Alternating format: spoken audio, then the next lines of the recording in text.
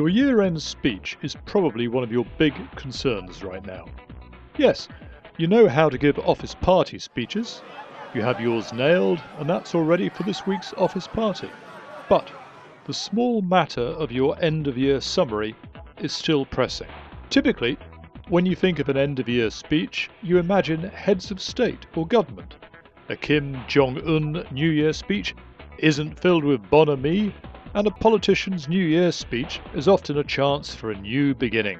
So, what is it to be with your year-end speech? What will you do?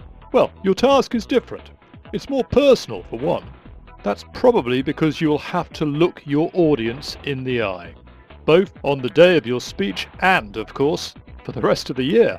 Your speech is also more likely to be informal, an impromptu speech perhaps.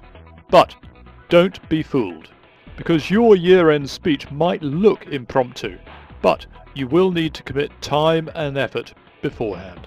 So, what goes in your year-end speech?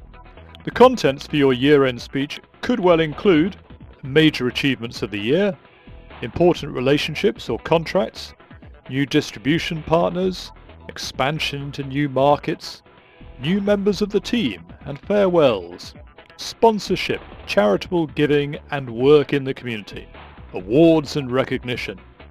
So much of this might well be labelled a SWOT analysis.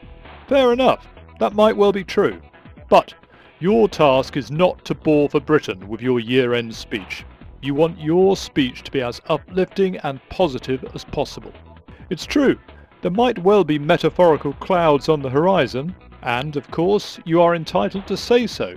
But then, explain positively how your team and your products and services, for example, are more than a match for anyone. So, be uplifting with your words. Why you need to give a year-end speech.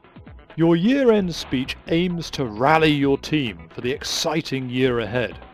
A new year that's obviously filled with new opportunities and challenges. So, set the tone for the year ahead, set the pace for the new year, define the mood for the year, and of course, recognise the commitment of one and all.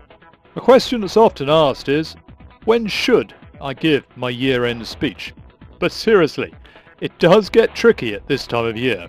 You have the holidays ahead and people are already taking their annual holiday entitlement.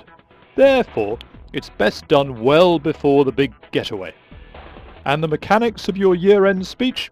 Well, everyone has a favoured way of doing it, but a favourite of mine is a speech that's planned for early afternoon, perhaps an hour or two after lunch, and make sure that everyone knows that after the event it's going home time, no gradual drift back to desks or workstations. Because it's meant to be relaxed, aim to serve some refreshments, and then you should speak for about 20 to 25 minutes maximum, then take questions. That's a given, because you will get questions. You can finish off with more refreshments, hot and cold food, or mince pies perhaps. You get the idea, because this is an important event. Your year-end speech will help to set the tone, the pace, and of course, the overall mood for your team next year. Happy Christmas, everyone!